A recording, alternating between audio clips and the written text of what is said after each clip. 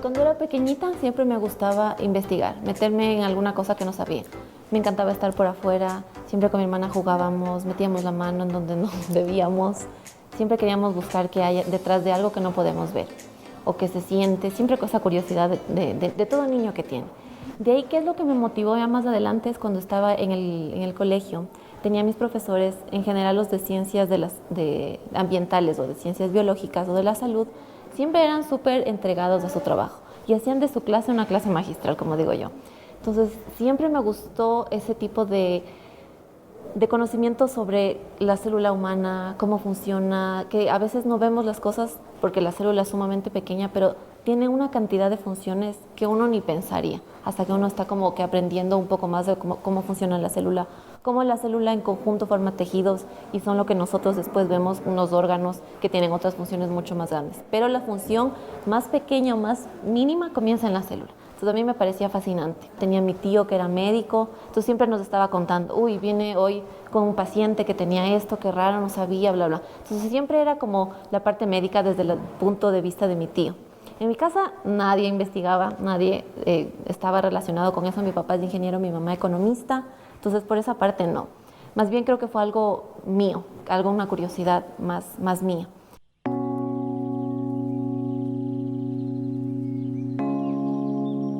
¿Cómo empezó mi interés en verdad por la genética y por la genética humana? Porque también trabajé con genética y en animales. Fue cuando yo estaba en la universidad. Me encantaban las clases de microbiología y las prácticas de laboratorio. No teníamos que sembrar bacterias, ver qué crecían y nosotros mismos íbamos y veíamos los resultados y contábamos el número de bacterias. Decía, Dios, sembramos algo que nosotros no vemos, un líquido que no se ve que tiene nada, pero en ese medio que es selectivo podemos ver después unas colonias de bacterias que crecen y esas bacterias tienen ciertas características, reducen un compuesto, hacen que cambie el reactivo. Entonces este tipo de cosas me parecía increíble. Y de ahí me acuerdo el último semestre de la universidad teníamos que coger una materia que era electiva. Entonces dije, voy a coger genética médica para ver qué tal. Cogí esa clase y me encantó. Mi profesora, súper dedicada también, nos mandaba a leer un montón de cosas, investigaciones nuevas que se estaban haciendo en ese momento y me quedé fascinada. Dije, esto es en lo que yo quiero estar toda mi vida, en la parte de investigación y obviamente relacionado con enfermedades humanas. Ahora sabemos que hay muchísimas enfermedades, algunas que ya tienen diagnóstico, que ya saben cuáles son, y otras enfermedades raras. Aquí en el Ecuador me parece que hay registradas unas 106, que no tenemos hasta ahora un diagnóstico certero. Y dije, ¿por qué no? Tal vez meternos en una de esas enfermedades raras, o tal vez en alguna enfermedad multifactorial, en donde tal vez la genética aporte un poco más al conocimiento.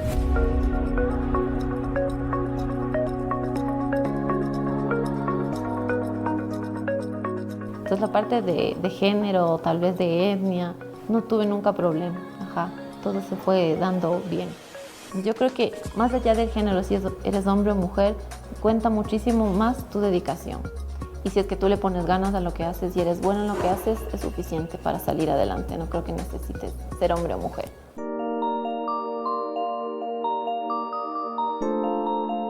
Entonces, las dos investigaciones que yo pienso que fueron las que marcaron mi ruta, digamos, como investigadora, fueron una, la que hice en la maestría y otra la que estoy haciendo aquí en el Centro de Investigación Genética y Genómica.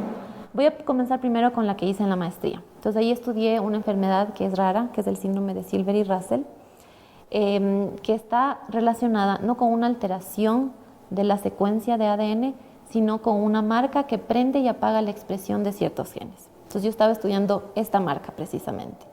Entonces las técnicas que yo aprendí, que me hicieron un poco más solvente en el laboratorio, fueron secuenciación para determinar cuáles son las pares de bases que encontramos en un fragmento.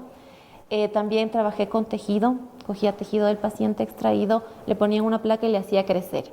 Y de ese podía tanto extraer su material genético para después evaluarle. Y en sí la investigación que estoy haciendo en el laboratorio, que me parece a mí fantástica en cuanto al impacto que tiene en el ámbito de Ecuador y en la genética del Ecuador, es que nosotros estamos haciendo un registro de cualquier alteración en los cromosomas que nosotros encontramos en los pacientes analizados. Entonces ahorita tenemos un registro de todas estas alteraciones. Nosotros formamos parte de este registro, somos apenas 3.000 pacientes del registro que tenemos, alrededor de 25.000 personas analizadas. Y seguimos recibiendo pacientes y analizando y tratando de encontrar tal vez alguna relación entre las características físicas del paciente, si es que viene enfermo, si es que tiene problemas de infertilidad, y alguna característica dentro de su material genético o de los cromosomas, que es lo que yo observo, si es que puedo encontrar alguna alteración, alguna cosa fuera de lo normal, para tratar de relacionar eso con las características del paciente.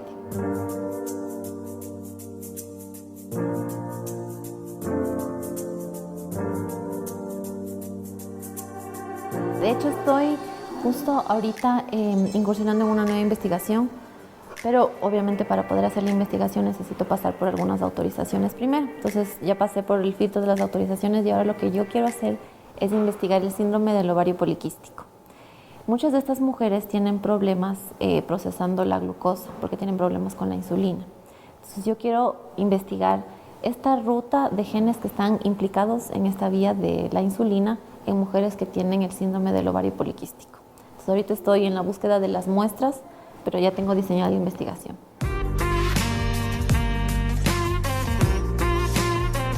El Centro de Investigación Genética y Genómica de la Universidad UTE tiene 5 áreas que trata. Una de ellas es cómo el material genético de los individuos se ve alterado cuando estos están expuestos a ciertas condiciones, por ejemplo, rayos UV, rayos X. Otra de las áreas de investigación son las enfermedades raras. Tanto vemos los cromosomas de esos individuos y también vemos la secuencia de su material genético. De ahí trabajamos con el tema de poblaciones, vemos la ancestría de los individuos con los que estamos trabajando, trabajamos con programas de bioinformática. Otra de las áreas que el centro investiga es la parte de cáncer. Entonces hay algunas personas que están trabajando con cáncer de mama, con cáncer de colon.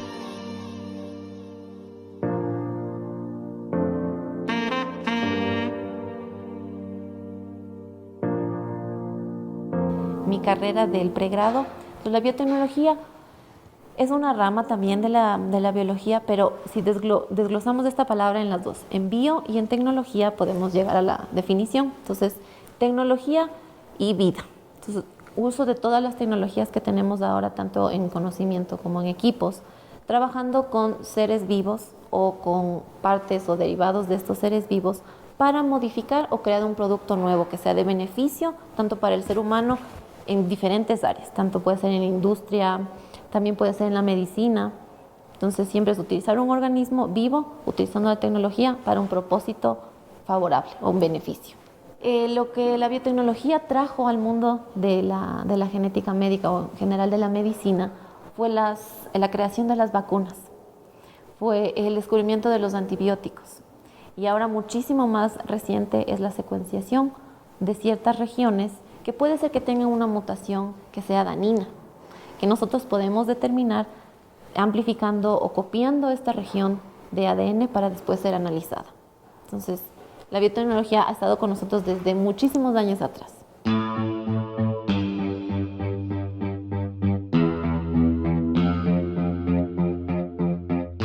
Creo que el desafío más grande es saber que ahora toda la información está en el ADN.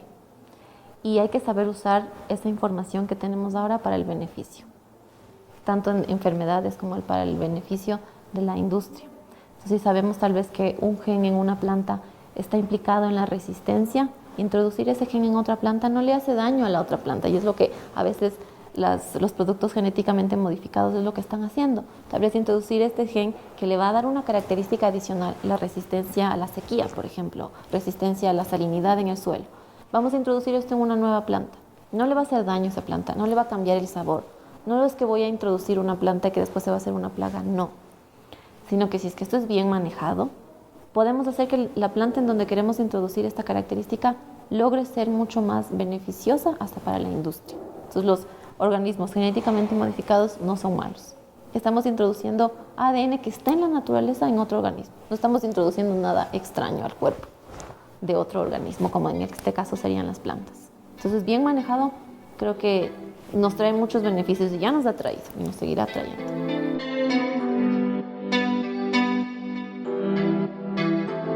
Tú tienes esa curiosidad por saber un poco más allá de lo que no puedes ver. ¿Por qué no adentrarte un poco más e investigar?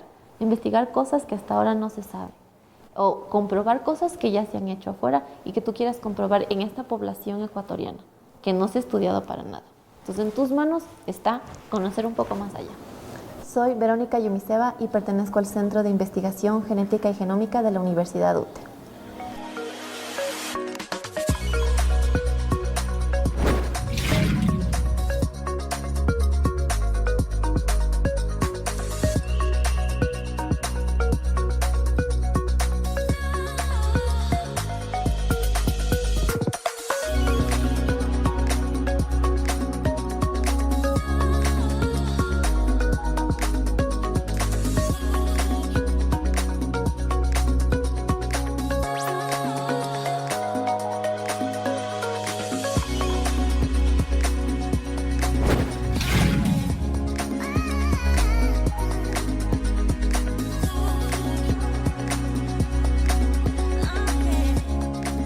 Te invito a que revises que no todos los seres vivos tenemos el mismo número y forma de cromosomas.